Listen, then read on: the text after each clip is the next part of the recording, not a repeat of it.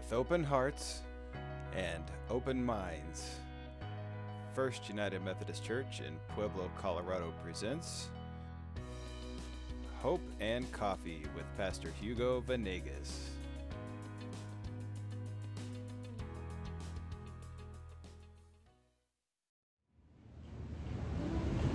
Hi, welcome to Hope and Coffee. This is Hugo Venegas coming all the way from Playa Hermosa in the southern region of Costa Rica. I am right here at a beach house and we will be coming to you directly in your home from this beautiful beach house in Costa Rica.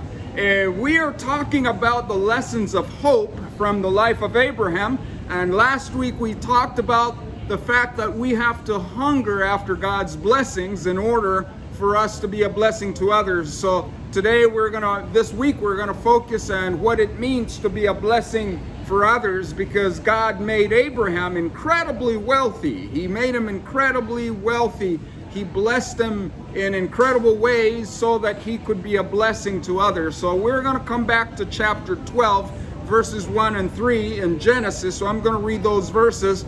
And the question I want you to think about this morning is, why get wealthy? Why get rich? Why should we get rich? So let's read this passage and then we'll talk about why get rich. It says here, the Lord said to Abraham, go to your country, your people, your father's household, to the land I will show you.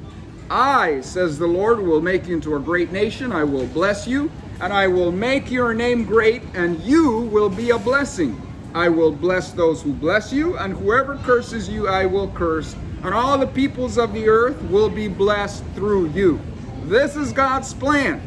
He raises a man, gives them a family, and they become a nation. And the hope is for Israel, the nation of Israel, to be a blessing to all the other nations on the planet. So what I want to talk about is why get rich. Now, the reason I'm talking about riches is because Abraham was very wealthy, but we have a very materialistic understanding of what it means to be rich. We think it's just to be materialistically wealthy. We think it's individualistic, that we want to become wealthy just for ourselves and for our own kind and for our own people. But wealth, in the biblical concept in the Old Testament, was a matter of God's blessing, God's presence, God's protection, God's sovereign direction being in the life of a people of faith. And the reason why God blessed Abraham and why God blesses others is that through our wealth, we will be able to be a blessing to others. So Abraham was wealthy so he would be an instrument of blessing to others. And that is the same pattern that we need to live our lives, that we are to be conscious that whatever God blesses us with is to channel and to be a flow of that blessing in the lives of others. It was our great leader of the Methodist movement, John Wesley, who said this about wealth: earn all you can, save all you can, and give all you can. And his understanding is that we are to accumulate wealth so that we can save and provide for ourselves, but then he would give the rest of his wealth, in order to be a blessing to others. And I think that is a marvelous pattern for us to live like John Wesley and from Abraham. So I want to talk about what it means to be a blessing to others. There is a pattern. There is a flow. When God blesses us, we become a flow of that blessing to others. And let me review the plan. The plan is that God chose one man.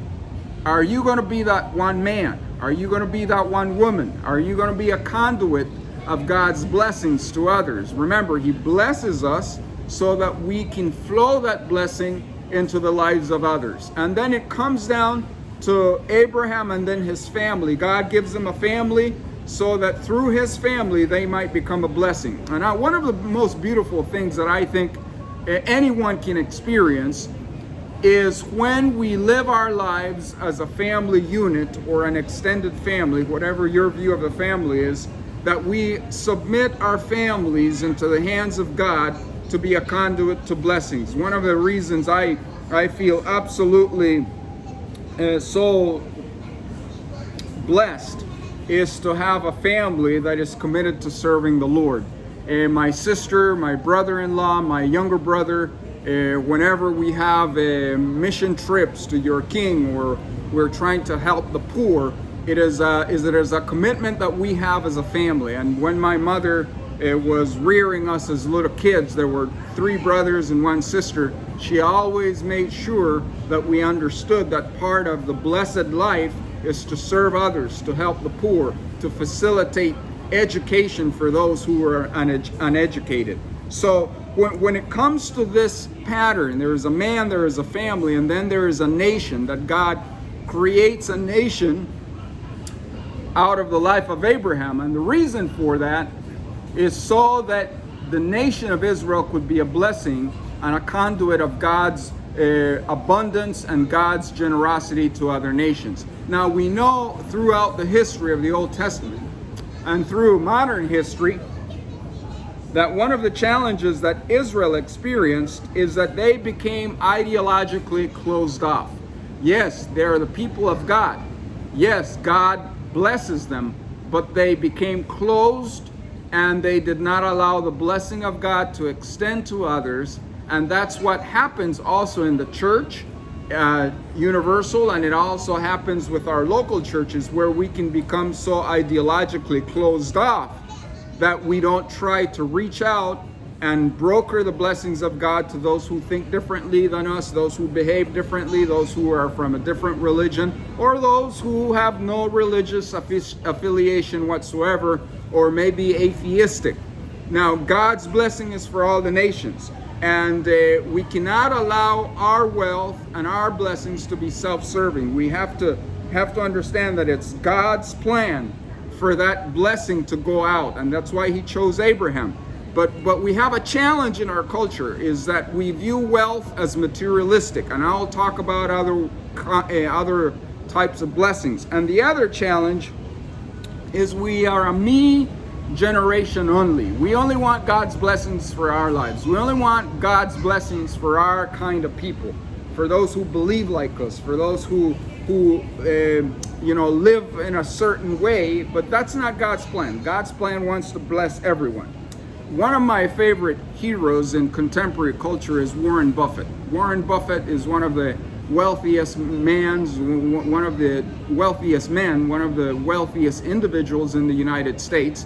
And he has challenged most of the billionaires, Bill Gates, the founder of Facebook, the founder of Amazon, Jeff Bezos. He has challenged a lot of the wealthy people that at the end of their lives, he has challenged them to make sure that they give most of their wealth away. Warren Buffett understands God's plan.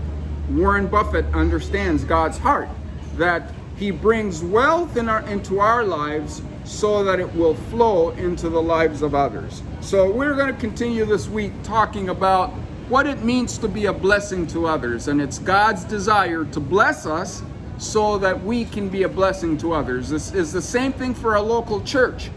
God blesses the kind of a local church that has a disposition and an inclination to be a blessing to those locally and to be a blessing globally. So whenever a church is committed to say, God, we are willing to be a blessing to those in our community and to be a blessing to the outermost parts of the earth, I can assure you, I can guarantee you that ministry, that local church will be blessed. Any family that makes a commitment that says, God, we want our families, or any individual, if you're single or if you live on your own, you can still say, God, I want to be a blessing to others in my community and beyond. This is Hugo Venegas with Hope and Coffee, and join us tomorrow. It is Monday. Join us tomorrow, Tuesday, as we continue studying what it means to be a blessing. Hugo Venegas, directly from Costa Rica, from the First United Methodist Church in Pueblo. God bless you.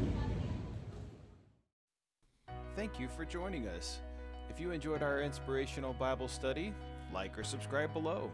Join us for worship online or in person. You can visit us at firstumcpueblo.org, or you can come by at 310 West 11th Street, Pueblo, Colorado 81003.